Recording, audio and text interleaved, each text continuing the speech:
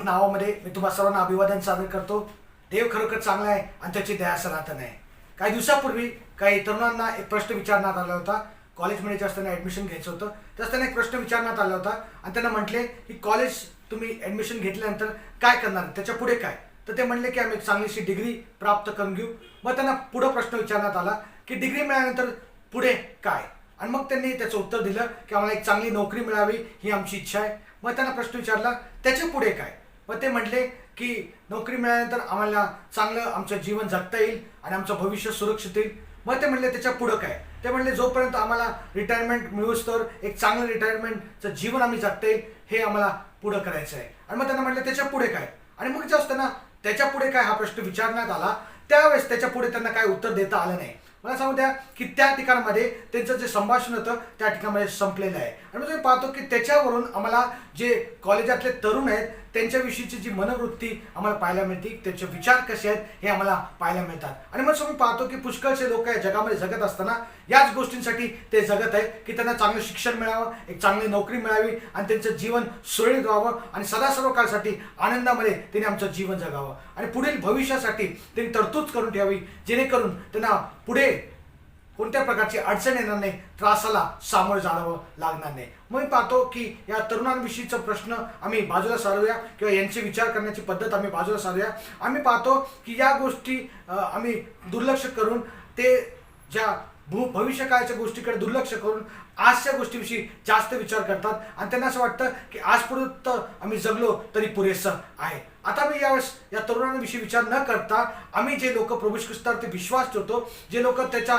इच्छेप्रमाणे जीवन जगतात किंवा ज्यांनी त्याला ओळखले त्यांच्याविषयी आपण थोडक्यात पाहणार आहोत। आणि त्यांच्याविषयी जर आम्ही विचार केला तर त्यांचे उद्देश, जगण्याचे ध्येय त्या कॉलेजमधील तरुणांपेक्षा काही वेगळे नाही। त्यांना जर आम्ही विचारलं की तुम्हाला सर्वात हवी असणारी गोष्ट काय आहे किंवा आम्ही विचारलं की तुम्ही नेमकं कशासाठी जगत आहात, आणि हा प्रश्न ख्रिस्ती विश्वास असलेला ख्रिस्ती जीवन जगणाऱ्या व्यक्तीलाच नव्हे तर इतर कोणालाही विचारलं तर हा फार महत्त्वाचा प्रश्न हा आहे। आणि आम्ही पाहतो की हा प्रश्नाविषयी विचार करत असताना त्याचं उत्तम उदाहरण मत्ते शुभवर्तमानाचा 5वा अध्याय 8 वचन जसं वाचतो त्या वचनामध्ये आम्हाला त्याचं उत्तम उदाहरण किंवा त्याचं उत्तर आम्हाला पाहायला मिळतं। मत्ते 5:8 मध्ये काय म्हणले वाचूया?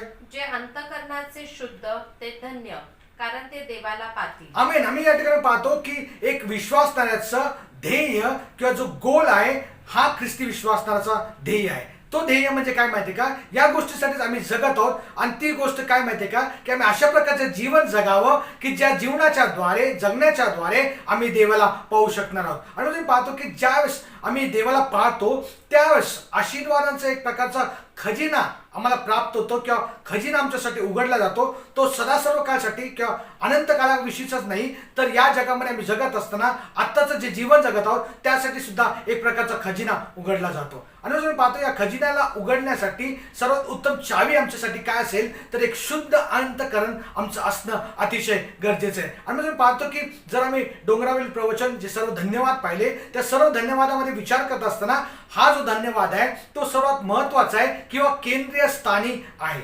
जोपर्यंत आम्हाला एक शुद्ध अंतःकरण प्राप्त होत नाही किंवा एक शुद्ध अंतःकरण आमचं होत नाही तोपर्यंत खऱ्या अर्थाने आम्ही आत्मेने दिन होऊ शकत नाही। जोपर्यंत आमचं अंतःकरण शुद्ध होत नाही तोपर्यंत आम्ही देवाला न आवडणाऱ्या गोष्टीविषयीचं आम्ही पाहतो या ठिकाणी शोक करू शकत नाही। त्याच प्रकारे आम्ही पाहतो की जोपर्यंत आमचं एक शुद्ध अंतःकरण होत नाही तोपर्यंत आम्ही खऱ्या अर्थाने सौम्य होऊ शकत नाही, आम्ही धार्मिकतेसाठी भुकेले व ताणलेले होऊ शकत नाही, आम्ही दयाळू होऊ शकत नाही, एवढंच केलं नाही तर आम्ही शांती आणणारे होऊ शकत नाही आणि ख्रिस्तासाठी आम्ही छळ सहन करणारे होऊ शकत नाही जोपर्यंत आम्हाला शुद्ध अंतःकरण प्राप्त होत नाही। आम्हाला तुम्हाला पाहायला मिळतं की हे सर्वात महत्त्वाचं तत्व एक ख्रिस्ती विश्वासणाऱ्याच्या जीवनामध्ये ख्रिस्ती जीवनामध्ये आम्हाला पवित्र शास्त्रामध्ये पाहायला मिळतात। आणि आम्ही पाहतो की अंतःकरणातल्या गोष्टी फार महत्त्वाच्या आहेत। आणि मी ज्यास विचार करतो की एक शुद्ध अंतःकरण असणं म्हणजे नेमकं काय तर शुद्ध अंतःकरण असणं म्हणजे काय? ज्यावेळेस आम्ही देवाचे नियमांचं पालन करतो आणि अशा प्रकारचं एक जीवन जगतो की जे देवाला संतोष आणणारं असतं, देवाला संतोष आणणारं जीवन आम्ही जगतो त्यावेळेस आम्ही म्हणू शकतो की एक शुद्ध अंतःकरण आम्हाला प्राप्त झालेले। त्याच प्रकारे आमच्या जीवनाचा उद्देश असा असावा की केवळ आम्ही देवाची भक्ती करावी आणि देवाची उपासना करावी. आणि म्हणजे पाहतो की ज्यावेळेस आम्ही शुद्ध अंतकरणाविषयी विचार करतो, त्या शुद्ध अंतकरणाविषयी विचार करत असताना एक प्रकारचं नैतिक शुद्धता आमच्या प्रत्येकामध्ये असणं अतिशय गरजेचं आहे. आणि म्हणजे पाहतो पवित्र शास्त्रामध्ये जर तुम्ही वाचलं तर शुद्ध आणि अशुद्ध हे शब्द उच्चारण्यात आलेले, वापरात आलेले आहे. आणि जसं मी पाहतो की काय गोष्टींना देवाने शुद्ध ठेवलेले आहे, काय प्राण्यांना शुद्ध केलेले, काय प्राण्यांना अशुद्ध केलेले, त्याच प्रकारे काही खाण्याच्या वस्तूंना शुद्ध म्हटलेले, काय खाण्याच्या वस्तूंना अशुद्ध म्हटलेले. पण आम्ही जेव्हा विचार करतो या सर्व गोष्टीविषयी त्यावेळेस आम्हाला पाहायला मिळतं की हे देवाच्या मनावरती आहे, कोणत्या गोष्टीला देवाने शुद्ध ठरवावं आणि कोणत्या गोष्टीला देवाने अशुद्ध ठरवावं. काय काय वेळेस आम्ही पाहतो की कावळ्याला देवाने अशुद्ध प्राणी ठरवले, त्याचं कारण काय माहिती का, ते मृत गोष्टींवरती आपलं जीवन जगत असतात, मृत गोष्टी खात असतात. दुसरी गोष्ट मी पाहतो की जर एखाद्या व्यक्तीला कुष्ठरोग झालेला आहे त्याला अशुद्ध ठरवण्यात आलेलं आहे. पण मी पाहतो की ज्या गोष्टी देवाने अशुद्ध ठरवलेल्या आहेत त्याच गोष्टींना कालांतराने देवाने शुद्ध ठरवले. ह्याचा अर्थ असा आहे की देवच ठरवतो कोणती गोष्ट शुद्ध आहे आणि कोणती गोष्ट अशुद्ध आहे. त्याच्यावर मला एक गोष्ट पाहायला मिळते की पेत्राच्या जीवनामध्ये ही गोष्ट मला पाहायला मिळते की ज्यावेळेस पेत्रासमोर देवाने स्वर्गातून एक ताट पाठवलं आणि त्यावेळेस त्याला म्हटलं हे सर्व गोष्टी तू खाऊन टाक. त्यावेळेस त्या गोष्टी अशुद्ध होत्या. त्यावेळेस देव त्याला म्हटला की ज्या गोष्टीला देवाने शुद्ध केलेलं आहे त्याला तू अशुद्ध ठरवू नको. ह्याच्यावर मला गोष्ट पाहायला मिळते की देव ठरवतो कोणती गोष्ट शुद्ध आहे आणि कोणती गोष्ट अशुद्ध आहे. मग मी पाहतो की देवाने एखादी गोष्ट शुद्ध आणि एखादी गोष्ट अशुद्ध ह्याचा फरक का केलेलं आहे, त्याचं कारण काय, की देवाचा मुख्य उद्देश याच्या मागे काय. त्याचं कारण हे आहे की देवाची इच्छा ही होती की देवाला आम्ही ओळखावं की देव पवित्र आहे आणि त्याची इच्छा हीच आहे की त्याचे लोक जे त्याच्यावरती विश्वास ठेवतात त्या लोकांनी सुद्धा आपल्या जीवनाचा दर्जा अशा प्रकारे करावा की त्या प्रकारे त्याने आपलं जीवन जगावं, देवाच्या दृष्टिकोनातून ते आपलं जीवन जगावं. आणि मग तुम्ही पाहतो या ठिकाणी देवाचं वचन आम्हाला सांगतं अनुवादाचं गणनाचं पुस्तक एक्सोडस किंवा निर्गमचं पुस्तक याचा 31वा अध्याय आणि 13 वचन. निर्गम 31:13 मध्ये काय म्हटलेलं वाचूया. कारण पिढ्यानपिढ्या तुमच्यामध्ये ही खून आहे, यावरून हे कळावे की तुम्हाला पवित्र करणारा मी परमेश्वर आहे. आम्ही नेटकरी पाहतो की देवाचं वचन आम्हाला सांगतं की तोच आम्हाला पवित्र करणारा परमेश्वर आहे. त्याची इच्छा ही आहे की आम्ही पवित्र व्हावं. जर आम्ही लेव्याचं पुस्तकाचं 11वा अध्याय 44 वचन वाचलं तर त्या ठिकाणी असं तो म्हणतो मी पवित्र आहे म्हणून तुम्ही पवित्र व्हा. ह्याचा अर्थ आम्हाला हे पाहायला मिळतं की देव ठरवतो कोणती गोष्ट शुद्ध आहे कोणती गोष्ट अशुद्ध आहे आणि ज्यावेळेस आम्ही त्याच्या मागे चालतो तर त्याची इच्छा ही आहे की आम्ही त्याच्या नियमांप्रमाणे आमचं जीवन जगावं आणि ते नियम आमच्या जीवनामध्ये लागू करून आम्ही करून घ्यावे. देवाची इच्छा हीच आहे की आम्ही त्याच्या इच्छेप्रमाणे आमचं जीवन जगावं, त्याच्या वचनाप्रमाणे आपलं जीवन जगावं. म्हणून तो म्हणतो मनुष्य केवळ भाकरी नव्हे तर देवाच्या मुखातून निघालेल्या प्रत्येक वचनाच्या द्वारे वाचणार आहे. आणि तुम्हाला पाहायला मिळतं की त्याची इच्छा हीच आहे की आम्ही देवाची आज्ञा पाळावी. पवित्र शास्त्र आम्ही वाचलं तर पवित्र शास्त्रामध्ये तो मोशे सुद्धा एका ठिकाणी फार सुंदर म्हणतो की तुमच्या अंतःकरणाची सुंता करा, कोठवर तुम्ही ताट मानेचे लोक म्हणून राहणार आहेत. पुढे आम्ही पाहतो याच्यावर आम्हाला एक गोष्ट पाहायला मिळते की ज्या गोष्टी अंतःकरणाच्या आहेत त्या फार महत्वाच्या आहेत. आम्ही पाहतो या ठिकाणामध्ये की बाहेरील गोष्टींपेक्षा बाहेरून जसं दिसतं त्यापेक्षा महत्वाची गोष्ट काय माहिती का, आमचं अंतःकरण कसं आहे ह्याच्याकडे देवाचं लक्ष लागलेलं आहे. आणि देवाची इच्छा ही आहे की आम्ही अंतःकरणाने शुद्ध असावं. अंतःकरणाने शुद्ध असण्यासाठी आम्ही या गोष्टी देवाच्या वचनातून पाहतो आणि मग त्याची इच्छा हीच आहे की आम्ही त्याची आज्ञा पाळावी. देवाचं वचन आम्ही सांगतं तो म्हणतो की शमूएलच्या पुस्तकामध्ये तो म्हणतो की आज्ञा पालन यज्ञापेक्षा देवाला आज्ञा पालन बरे वाटतं. मला सांगू द्या की याचा अर्थ असा आहे की पुष्कळ वेळेस आम्हाला नियम पाळायला सोपं जातं, आम्ही नियम सहजासहजी पाळू शकतो. पण ज्यावेळेस आम्ही अंतःकरणाच्या गोष्टी पाहतो त्या पाळण्यासाठी आम्हाला फार कठीण जातं आणि आम्ही त्या पाळण्याचं कधी कधी दुर्लक्ष करतो. नियम पाळतो पण अंतःकरणाकडे जो गोष्टी आहेत त्याच्याकडे आम्ही पुष्कळ वेळे दुर्लक्ष करत असतो. आणि मी पाहतो या ठिकाणी देवाचं वचन मला सांगतं की आमची देवाची इच्छा ही आहे की आम्ही आमच्या अंतःकरणाकडे विशेष रक्षण करणं किंवा आमच्या अंतःकरणाकडे विशेष लक्ष देणं अतिशय गरजेचं आहे. पुष्कळ वेळेस आम्ही जीवन जगत असताना बाहेरील गोष्टींकडे फार लक्ष देतो. आम्ही कसे कपडे घालतो, आमचे हात चांगले आहेत किंवा नाही, आम्ही हात मळवलेत की नाही, किंवा जर एखाद्या व्यक्तीला आम्हाला हात मिळवायचे असेल तर माझे हात जर मळले असतील तर तो व्यक्ती माझ्यासाठी हात मिळवणार नाही. या गोष्टींकडे आम्ही लक्ष लावतो, म्हणजे बाहेरील गोष्टींकडे लक्ष जास्त लावतो आणि देवाच्या गोष्टी किंवा अंतःकरणाच्या गोष्टी देवासमोर मी कसं व्यवस्थित ठरेल याच्याकडे आम्ही दुर्लक्ष करत असतो. आम्ही तुम्ही पाहतो की प्रभू येशू ख्रिस्ताने सुद्धा ज्यावेळेस तो या भूतलावरती होता त्यावेळेस अनेक शास्त्री व परुषी जे होते त्यांना त्यांनी तुच्छ लेखलेले किंवा त्यांना त्यांनी फटकारलेले, त्यांना त्यांनी दोष लावले. ज्यावेळेस ते त्यांचा दोष लावण्यामागचं मुख्य कारण ते होतं की हे जे शास्त्री व परुषी होती ते बाहेरील गोष्टींकडे फार लक्ष लावत होते, त्यांच्या पेहरावाकडे लक्ष देत होते, ते कसे वागतात त्याच्यापेक्षा जास्त ते कसे दिसतात त्याच्याकडे त्यांचं जास्त लक्ष होतं. आणि मी पाहतो की ते मनुष्यासमोर व्यवस्थित राहण्याचा प्रयत्न करत होते, पण त्यांचं नातेसंबंध देवाबरोबर कसे आहेत त्याच्याकडे पुष्कळ वेळेस त्यांनी दुर्लक्ष केलेलं होतं. आणि मी ज्यावेळेस पाहतो प्रभू येशू ख्रिस्त त्यांच्याविषयी म्हणत असताना मत्ते 23:25-28 मध्ये काय म्हणतो, वाचूया. मत्ते 23:25-28. अहो शास्त्रांनो, अहो परुषांनो, ढोंग्यांनो, तुमची केवढी तो काय म्हणतो त्यांना, ढोंग्यांनो. का माहितीये का, तर पुढे आपण वाचूया काय म्हटलेलं आहे. तुम्ही ताटवाटी बाहेरून साफ करा. ताटवाटी बाहेरून साफ करतात. म्हणजे त्यांचं काय म्हणणं आहे येशू ख्रिस्ताचं की बाहेरील गोष्टींकडे ते जास्त लक्ष लावतात, पण पुढे काय म्हणलेलं आहे, पण ती आतून जुलूम व असंयम यांनी भरलेली आहे. म्हणजे आतून कसे आहेत, जुलमाने भरलेले आहेत, असंयमाने भरलेले आहेत. पुढे वाचूया. अरे आंधळ्या परुषा, आधी वाटी आतून साफ कर. आतून वाटी साफ कर. प्रभू येशू ख्रिस्त त्या ठिकाणी मध्ये भर देत आहे की बाहेरील गोष्टींपेक्षा आतील गोष्टींकडे तो जास्त लक्ष लावत आहे. आणि मग तुम्ही पाहतो की मत्ते 12:34 जर तुम्ही वाचलं तर त्या ठिकाणी सुद्धा प्रभू येशू ख्रिस्त त्यांना दटावत आहे आणि त्यांना म्हणत आहे, अहो सापांच्या पिल्लांनो, अंतःकरणात जे भरलेले आहेत तेच मुखा वाटून बाहेर निघत असतं. आणि मग तुम्ही पाहतो की प्रभू येशू ख्रिस्ताने यशाच्या पुस्तकामध्ये सुद्धा ज्या गोष्टी नमूद केलेल्या आहेत त्याची पुन्हा एक वर आठवण करून दिलेली आहे. आणि तो मत्ते 15:8 आणि 9 वचनामध्ये काय म्हणतो, वाचूया.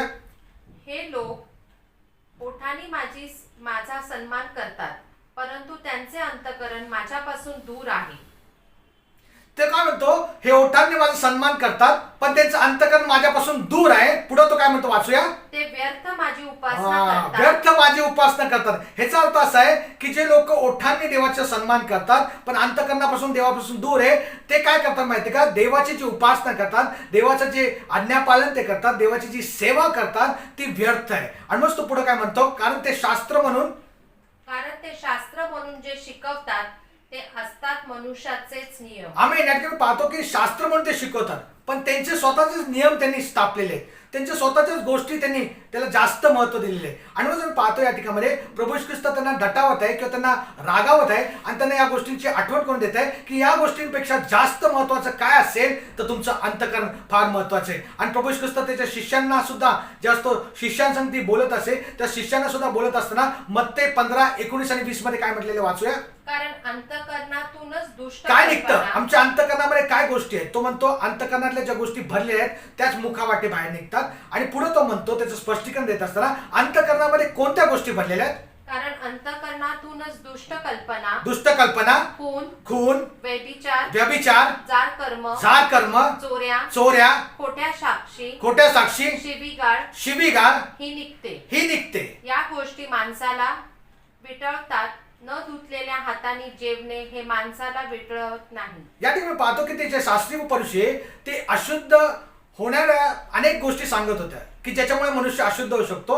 पण प्रभू येशू ख्रिस्त या ठिकाणी स्पष्ट सांगत आहे की कोणत्या गोष्टीमुळे मनुष्य अशुद्ध होऊ शकतं किंवा त्याचं अंतःकरण जे आहे ते अशुद्ध होऊ शकतं. चोरी, जार कर्म, शिवीगाळ, खोटं बोलणं, खोटी साक्ष देणं आणि सर्व गोष्टीच्या द्वारे आम्ही आमचं अंतःकरण अशुद्ध करत असतो किंवा याच गोष्टी ज्यांच्या अंतःकरणामध्ये त्यांचं अंतःकरण अशुद्ध आहे. आणि तुम्ही पाहतो की जसं याविषयी विचार करतो आम्ही की जसं आम्हाला खरं अंतःकरण जे शुद्ध आहे ते असणं म्हणजे काय माहिती का, की ज्यावेळेस आम्ही करारबद्ध असं जीवन देवासंगती जगतो, एवढंच कळणे तर देवाला समाधान देणारा, देवाला आम्ही प्लीज करणारा किंवा देवाला संतोषणारा जीवन आम्ही जगू शकतो. कारण देवाचं वचन आम्हाला सांगते या ठिकाणी तो अंतःकरणे पारखणारा परमेश्वर आहे आणि आमचे विचार तो जाणणारा परमेश्वर आहे. हे सर्व ठाऊक असल्या कारणानेच आम्ही पाहतो की दावीद राजा स्तोत्र संहिता 139 मध्ये आणि त्याचं 23 आणि 24 वचनामध्ये काय म्हणतो, हे देवा माझी झडती घेऊन हे देवा माझी तू झडती घे. दावीद राजा काय म्हणतो माहितीये का, हे देवा माझी तू झडती घे, माझे हृदय जाण. त्याला एक गोष्ट माहित होती की सर्वात महत्वाची गोष्ट काय असेल तर आमचं हृदय आहे. मला कसोटीस लावून माझे मनोगत जाण. माझ्या ठाई दुष्टपणाकडे काही प्रवृत्ती असेल तर पहा आणि मला सनातन मार्गाने चालवा. माझ्याकडे दुष्ट मार्गाकडे काही प्रवृत्ती असेल तर ते पहा. म्हणजे त्याला एक गोष्ट काय होतं की अंतःकरणामधल्या ज्या गोष्टी आहेत त्या फार महत्वाच्या आहेत.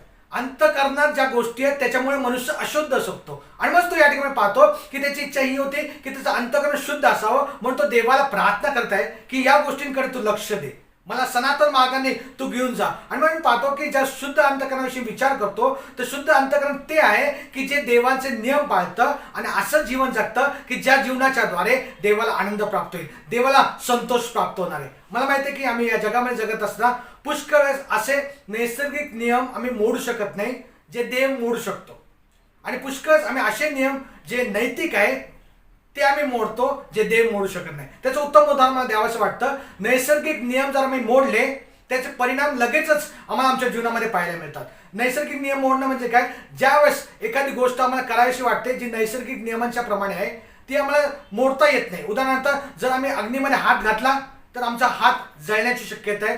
जर एखाद्या लोकांना आम्हाला जेव घालायचं असेल, उदाहरणार्थ 5,000 लोकांना जेव घालायचं असेल तर त्यासाठी आम्हाला पुष्कळसा अन्नाचा पुरवठा करावा लागणार आहे. एवढंच कळण्यात आम्हाला माहिती आहे की आम्हाला चमत्काराची अपेक्षा करावी लागते, आणि जर या गोष्टी थोड्या गोष्टींच्या द्वारे होतात किंवा थोड्या अन्नाच्या द्वारे अनेक लोकांना आम्ही खाऊ घालू शकतो तर ह्याला आम्ही चमत्कार म्हणतो. आणि चमत्काराचा अर्थच काय माहिती आहे का, की ज्या गोष्टी नैसर्गिक नियमांच्या पलीकडे किंवा ज्याचं आम्ही स्पष्टीकरण देऊ शकत नाही किंवा ज्या नैसर्गिक नियमांच्या पलीकडे त्याला आम्ही चमत्कार म्हणत असतो. म्हणजे मी पाहतो की अशा प्रकारचे जे आम्ही पाहतो की जे नैसर्गिक नियम आहे ते आम्ही मोडू शकत नाही पण देव मोडू शकतो चमत्काराच्या द्वारे. पण असे काही नैतिक नियम आहे जे आम्ही मोडतो पण देव मोडत नाही. त्याच्यामधलं उत्तम उदाहरण मला माहिती आहे की आम्ही चोरी करतो पण देव चोरी करत नाही. आम्ही लबाडी करतो पण देव लबाडी करत नाही. आम्ही एखाद्याचा खून करू शकतो, व्यभिचार करू शकतो पण देव त्या प्रकारे करू शकत नाही. ह्याच्यावर मला एक गोष्ट पाहायला मिळते की जे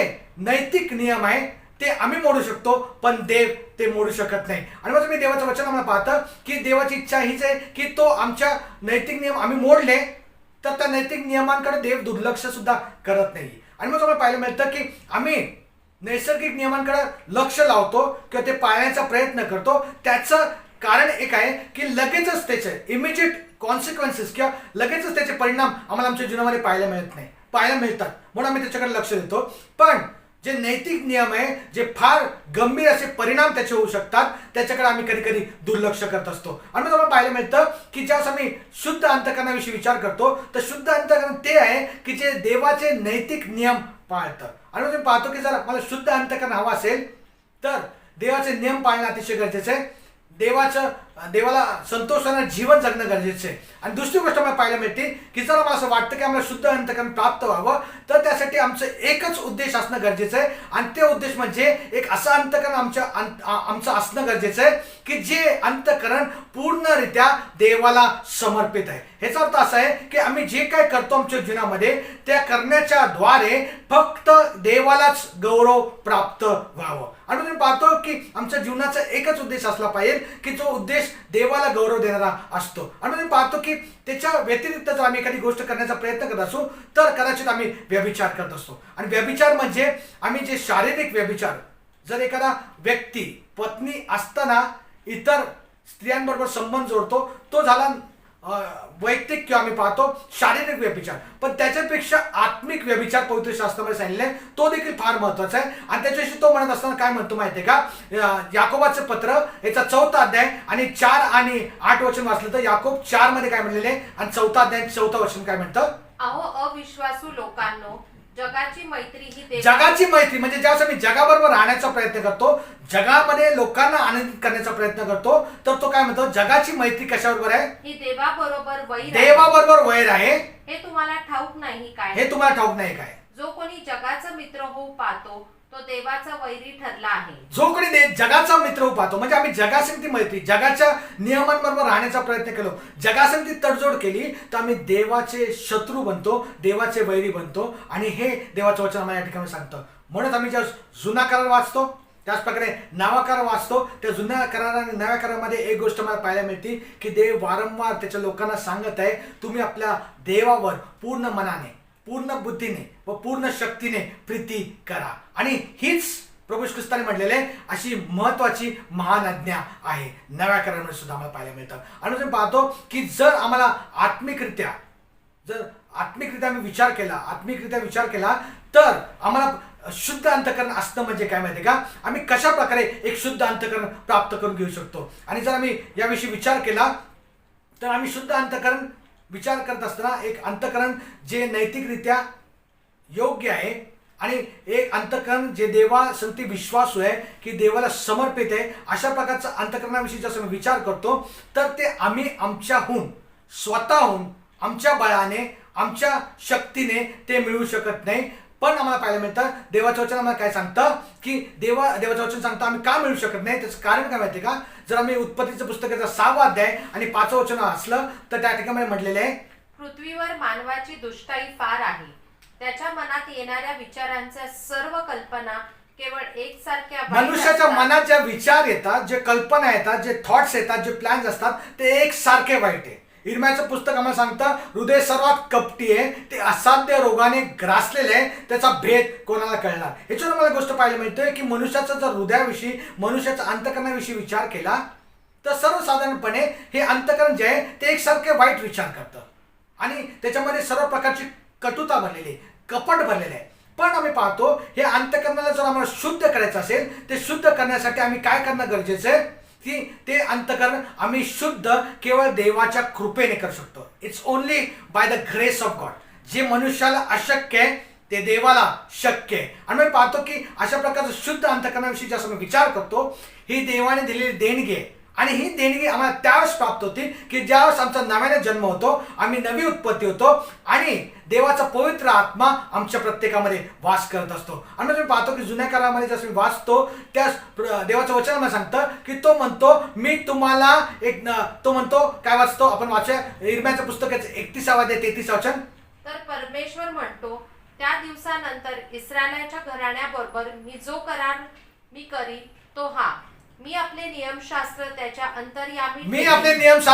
अंतर्यामी ठेवीन, मी ते त्यांच्या हृदयपटावर लिहीन, मी त्यांचा देव होईल व ते माझे लोक होतील. आमेन. या ठिकाणी हे गोष्ट आम्हाला वाचल्यानंतर पाहायला माहिती की आमचं अंतकरण शुद्ध करण्यासाठी आमचं अंतकरण बदलण्यासाठी केवळ देवच ते करू शकतो. आणि मग तुम्ही पाहतो या ठिकाणी जर आम्हाला आमचं अंतकरण शुद्ध ठेवायचं असेल तर त्यासाठी महत्वाची गोष्ट आम्ही काय करणं गरजेचं आहे. देवाचं वचन आम्हाला सांगतं की तो म्हणतो की जर आमचं अंतकरण आम्हाला शुद्ध ठेवायचं असेल तर आम्ही काय करणं गरजेचं आहे. स्तोत्रसंहिता 119 आणि याचं 9 वचन आमच्या सर्वांचा परिचयाचं काय म्हटलेलं आहे.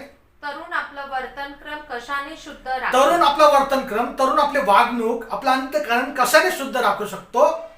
तुझ्या वचनानुसार तो राखण्याने. आमेन. याचा अर्थ असा आहे की आम्हाला जर आमचं अंतकरण शुद्ध राखायचं असेल तर आम्ही देवाच्या वचनामध्ये राहणं अतिशय गरजेचं आहे. त्याच शास्त्र भागाचं 11 वचन आपण वाचूया काय म्हणलेलं आहे. मी तुझ्या विरुद्ध पाप करू नये. देवाविरुद्ध जर आम्ही पाप करू नये अशी जर आमची इच्छा असेल तर मी काय केलं पाहिजे. म्हणून मी आपल्या मनात तुझे वचन जपून ठेवले आहे. मी आपल्या मनात तुझं वचन जपून ठेवलेले आहे. ह्याचाच अर्थ असा आहे की जर मला माझं अंतकरण शुद्ध राखायचं असेल तर ते देवाच्या वचनाच्या द्वारे होऊ शकतं.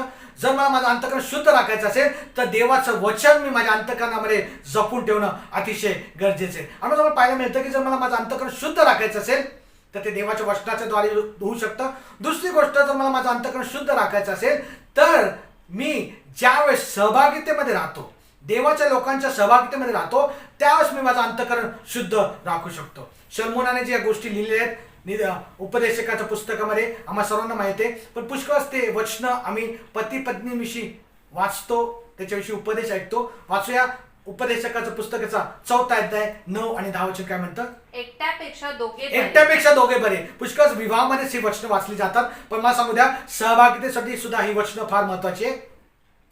कारण त्यांच्या श्रमाचे त्यांना चांगले फळ प्राप्त होते. आमेन. ज्यावेळेस आम्ही श्रम करतो त्या आम्हाला फळ प्राप्त होतं, म्हणून सहभागितेमध्ये राहणं गरजेचं आहे. पुढे तो काय म्हणतो, एक जर पडला तर त्याची सोबती त्याला हात देईल. त्याचा सोबती त्याला हात देईल. पण एकटा असून जो पडतो त्याला हात देण्यास कोणी नसतो, त्याची दुर्दशा होते. आणि मग तुम्हाला पाहायला मिळतं निश्चितच पती पत्नीसाठी हे वचन महत्वाचं आहे, पण त्याचबरोबर सहभागितेमध्ये राहण्याविषयी सुद्धा या ठिकाणी आम्हाला महत्व समजतं की जर एखादा व्यक्ती पडला तर सहभागितेमध्ये तो असला तर त्या बंधूच्या द्वारे, त्या बहिणीच्या द्वारे तिला उचलण्यात येतं. आणि मग त्याची इच्छा ही आहे की आम्ही सहभागितेमध्ये राहावं. जर मी सहभागितेमध्ये राहिलो तर माझं अंतकरण शुद्ध राहणार आहे. आणि मग तुम्ही पाहतो देवाची सुद्धा इच्छा हीच आहे की तो म्हणतो तुम्ही सहभागितेमध्ये राहा. एकमेकांना उत्तेजन द्या.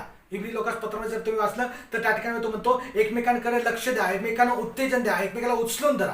आणि म्हणूनच आम्ही जर सहभागितेमध्ये राहिलो तर आमचं अंतःकरण शुद्ध राखू शकतो. आणि तिसरी गोष्ट आम्हाला पाहायला मिळते की आम्ही ज्यावेळेस देवाचं काम करतो, ते देवाचं काम करत असताना आम्ही आमचं अंतःकरण शुद्ध राखू शकतो. ज्यावेळेस आम्ही देवाच्या सेवेमध्ये आम्ही विलीन होतो, ज्यावेळेस आम्ही देवाच्या सेवेमध्ये राहतो, त्यावेळेस देवाच्या सेवेमध्ये राहिल्याद्वारे आम्ही एक गोष्ट करतो की आम्ही इतरांसाठी आशीर्वादाचं कारण म्हणतो. आणि ज्यावेळेस मी इतरांसाठी आशीर्वादाचं कारण म्हणतो त्यावेळेस आम्हाला उत्तेजन प्राप्त होतं की अशा प्रकारचं आम्ही जीवन जगावं की जे जीवन देवाला समर्पित असेल. आणि एवढंच केवळ नाही तर ज्या जीवनाच्या द्वारे आमचं अंतःकरण शुद्ध राखलं जाईल, नैतिकरित्या आम्ही शुद्ध असं जीवन जगू शकतो. आम्ही जर पाहतो की ज्यावेळेस आम्ही शुद्ध अंतःकरणाविषयी विचार करतो तर शुद्ध अंतःकरणाचं चिन्ह काय असेल तर 1 पेत्रचा 4 अध्याय आणि 2 वचन आपण वाचूया. 1 पेत्र 4:2 मध्ये काय म्हणले, यासाठी की तुम्ही आपलेले उरलेले देहामधील आयुष्य माणसाच्या वासनाप्रमाणे नव्हे तर देवाच्या इच्छेप्रमाणे घालवावे. आमेन. आमचं अंतःकरण शुद्ध आहे याचं उत्तम दर्शक काय, चिन्ह काय, तर ज्यावेळेस आम्ही आमचं आयुष्य, जे काही आयुष्य देवाने आम्हाला दिलेलं आहे, ज्यावेळेस आम्ही प्रभू ख्रिस्ताचा स्वीकार करतो, त्याच्या मागे चालण्याचा करार करतो, त्यावेळेस पासून जे आयुष्य देवाने आम्हाला दिलेले आहे ते आयुष्य जगत असताना मनुष्याच्या वासनांप्रमाणे नको. मनुष्य ज्या प्रकारे या जगामध्ये सर्वसाधारण लोक जगतात त्याप्रमाणे मी न जगता आम्ही काय केलं पाहिजे तर देवाच्या इच्छेप्रमाणे आमचं उर्वरित आयुष्य घालणं अतिशय गरजेचं आहे. आणि ज्यावेळेस आम्ही देवाचं इच्छेप्रमाणे आमचं उर्वरित आयुष्य घालवतो ह्याच्यावर मला पाहायला मिळतं की आमचं अंतःकरण शुद्ध आहे. आणि मग जसं मी अशा प्रकारचं शुद्ध अंतःकरण आमचं असतं त्याचे आशीर्वाद आम्हाला काय प्राप्त होतात तर आपण वाचलं मत्ते 5:8 मध्ये तो म्हणतो जे अंतःकरणाचे शुद्ध ते धन्य कारण ते देवाला पाहतील. ह्याचा अर्थ असा आहे की ज्यावेळेस आम्ही अंतःकरण शुद्ध राहतो त्याचा आशीर्वाद आम्हाला काय प्राप्त होतो की त्याच्याद्वारे आम्ही देवाला पाहू शकतो. आणि ही सर्वात महत्वाची गरज आहे. जर आम्हाला देवाला पाहायचं असेल, एखादा विश्वासणाऱ्याला देवाला पाहायचं असेल तर त्याने आपलं अंतःकरण शुद्ध राखणं अतिशय गरजेचं आहे. मला सांगू द्या, एखादा येशू ख्रिस्ताचा शिष्य आहे तर तो शिष्याला देवाला पाहण्यापेक्षा कोणती मोठी गोष्ट वाटत नाही, दुसरी कोणती गोष्ट महत्वाची देखील वाटत नाही. आणि म्हणजे का त्या शिष्याचं सर्वात महत्वाची गोष्ट काय असेल, गरज काय असेल तर त्याने देवाला पाहावं. आणि देवाला पाहणं म्हणजे काय, जर आपण वाचूया देवाचं वचन काय म्हणतं की आम्ही आता जे आहोत ते आम्ही अस्पष्ट आम्हाला पाहत आहोत. 1 योहानेचं 3 अध्याय 2 वचन काय म्हणलेले, प्रियजन हो, आपण आता देवाची मुले आहोत आणि पुढे आपण काय होऊ हे अजून प्रकट ते पुढे झालेले आपण काय नाही. हो, आम्ही आता देवाची मुलं आहोत, पुढे आम्ही काय होऊ हे आम्हाला प्रगट झाले नाहीये. तरी तो प्रकट होईल, तो प्रगट होईल तेव्हा आपण त्याच्यासारखे होऊ हे आपल्याला माहित आहे. आपण त्याच्यासारखे होऊ, जस तो प्रगट होईल त्यास आपण त्यासारखे होऊ. आणि कारण जसा तो आहे तसाच तो आपल्याला दिसेल.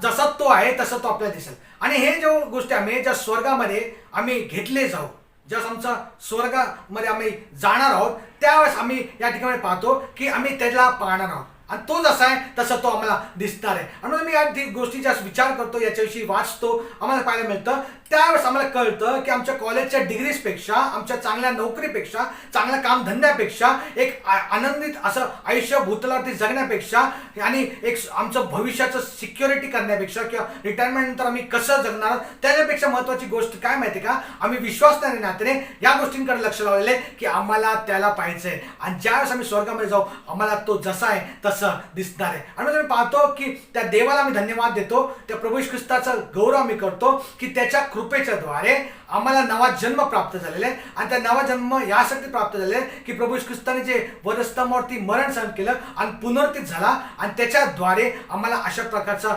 जन्म प्राप्त झालेला आहे. आणि त्याच प्रकारे अशा प्रकारचं स्वर्ग देखील आम्हाला प्रत्येकासाठी उपलब्ध देवाने करून दिले. आणि आपण पाहतो की या सर्व जे धन्यवाद आहेत त्या सर्व धन्यवादाचा शेवटी जर आम्ही वाचलं तर त्या सर्व धन्यवादाच्या शेवटी असं म्हणलेलं आहे की आनंद करा, उल्हास करा कारण स्वर्गात तुमचे प्रतिफळ मोठे. हे सर्व धन्यवाद म्हटल्यानंतर तुम्ही देवामध्ये आनंद करा, उल्हास करा कारण स्वर्गामध्ये तुमचं प्रतिफळ मोठे आहे. आणि तुम्हाला या ठिकाणी पाहायला मिळतं की जर आम्हाला देवाला पाहायचं असेल तर ते देवाला पाहणं आम्ही त्यावेळेस करू शकतो की ज्यावेळेस आमचं येशू ख्रिस्ताबरोबर नातेसंबंध जुळलेले आहेत, आमचं रिलेशनशिप येशू ख्रिस्ताबरोबर झालेले. आणि मग प्रभू ख्रिस्त योहान 14:6 म्हणतो मार्ग, सत्य व जीवन मीच आहे, माझ्याद्वारे आले वाचून पित्याजवळ कोणी जाऊ शकत नाही. आणि मग पाहतो ते झालं सार्वकालिक जीवनाविषयी. पण या जगामध्ये मी जगत असताना, विचार करत असताना मला सांगू द्या की या सर्व गोष्टी, हे जे ख्रिस्ती जीवन आहे ते कुठं तरी दूरवरचं जीवन नाहीये किंवा जे आमच्या आवाक्याच्या बाहेर किंवा आमच्या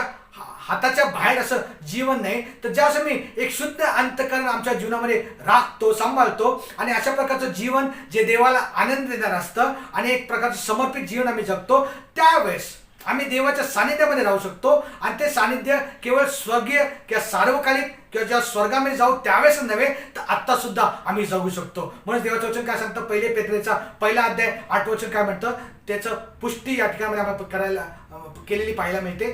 1 पेत्र 1:8 मध्ये, त्याला पाहिले नसताही त्याच्यावर तुम्ही प्रीती करता, आता तो दिसत नसता त्याच्यावर विश्वास ठेवता आमेन. आणि त्या विश्वासाचे पर्यवसन जे आपल्या जीवाचे तारण ते उपभोगत अनिर्वाच्य गौरवयुक्त आनंदाने उल्हासता. अनिर्वाच्य गौरवयुक्त म्हणजे ज्या आनंदाविषयी, ज्या गौरवाविषयी आम्ही वाच्यता करू शकत नाही, याविषयी त्या ठिकाणी म्हटलेलं आहे. आम्ही पाहतो की योब सुद्धा म्हणतो, तो काय म्हणतो माहिती आहे का, मी तुझ्याविषयी करुणाकरीने ऐकलेलं आहे, आता मी तुला डोळ्यांनी पाहत आहे. आणि मग तुम्ही पाहतो की या सर्व गोष्टी प्रभू दावीद जो होता, त्या दावीदाला आपल्या जीवनामध्ये अनुभवास आलेल्या होत्या आणि दावीदाला देवाच्या सानिध्याविषयीचं महत्व कळालेलं होतं. आणि मग दावीद राजा स्तोत्रसंहिता 36 मध्ये 7 ते 9 वचनामध्ये काय म्हणतो, वाचूया. हे देवा, तुझे वात्सल्य किती अमोल आहे. तुझे वात्सल्य म्हणजे तुझ्याबरोबर राहणं किती अमोल आहे.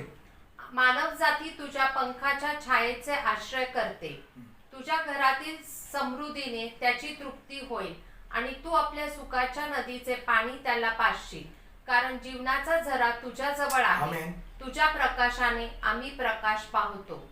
आमेन. या ठिकाणी पाहतो की एखाद्या विश्वासनाचं जीवन ख्रिस्ती जीवनामध्ये जगत असताना सर्वात मोठा आशीर्वाद काय असेल, तर आम्ही देवाला ओळखतो, त्याच प्रकारे त्याच्या सानिध्याचा दैनंदिन जीवनामध्ये अनुभव घेतो आणि आम्ही देवाच्या गौरवासाठी जगतो. म्हणून पौल सुद्धा त्या ठिकाणी फार सुंदर म्हणतो की तो म्हणतो, मी माझ्या लाभाच्या गोष्टी हानी समजतो. ख्रिस्ताच्या ज्ञानाच्या श्रेष्ठत्वामुळे मी माझ्या लाभाच्या गोष्टी हानी समजतो आणि या सर्व गोष्टी तो केरकचरा समजतो, कारण त्याच्या जीवनाचा उद्देश त्याला कळालेला आहे. मला सांगू द्या, आम्ही सुद्धा आमच्या जीवनाचा उद्देश आम्ही समजावून घेणं अतिशय गरजेचं आहे. आमचा गोल काय जीवनाचा, आणि जर आम्हाला आमचा गोल त्या पावलाप्रमाणे असेल तर मला सांगू द्या त्याचे परिणाम किंवा त्याचा आउटकम आमचा असा असणार आहे की आम्ही दैनंदिन जीवनामध्ये देवाबरोबर चालणार आहोत आणि देवाला संतोष होणार असं आम्ही जीवन जगणार आहोत. आणि मला सांगू द्या की त्याच्याद्वारे आम्हाला आशीर्वाद मिळणार आहे. एवढंच केलं नाही तर आमचं जीवन आनंदाने भरणार आहे आणि आत्ताच नाही तर सर्व काळसाठी आम्ही त्या देवाबरोबर राहणार आहोत. आणि मग देवाचं वचन आम्हाला सांगतं, जे अंतःकरणाचे शुद्ध ते धन्य, कारण ते देवाला पाहतील. देवाची इच्छा हीच आहे की आम्ही आमचं अंतःकरण शुद्ध राखावं आणि त्याच्याद्वारे निश्चितच आम्ही देवाला पाहू शकणार आहोत. देव करो हे करण्यासाठी देव प्रत्येकाला सहाय्य करो, मदत करो. यावेळेस आपण आपले डोळे बंद करूया, आपण प्रार्थना करूया. स्वर्गीय प्रेमळ पिता, आमचं धन्यवाद करतो, तुझी स्तुती करतो, तुझ्या नावाचा जय जयकार करतो. तुझ्या वचनाद्वारे तो आमच्या प्रत्येकाच्या अंतःकरणाशी आज बोललेलं आहे. माझ्या प्रभू, तुझं वचन मला सांगतं की आम्ही आमचं अंतःकरण जर शुद्ध राखलं तर आम्ही देवाला पाहू शकणार आहोत. माझ्या प्रभू, जर आमचा मनाने आम्ही विचार केला तर आम्ही आमच्या स्वतःहून आमचं अंतःकरण शुद्ध राखू शकत नाही, पण तुझ्या वचनाद्वारे तो आमच्या संगती आज बोललेला आहे. आम्ही आमचं अंतःकरण शुद्ध राखण्यासाठी आम्ही काय करणं गरजेचं आहे, तुझ्या वचनामध्ये राहणं गरजेचं आहे. प्रभू, ज्यावेळेस आम्ही तुझ्या वचनामध्ये राहतो आमचं अंतःकरण शुद्ध होतं.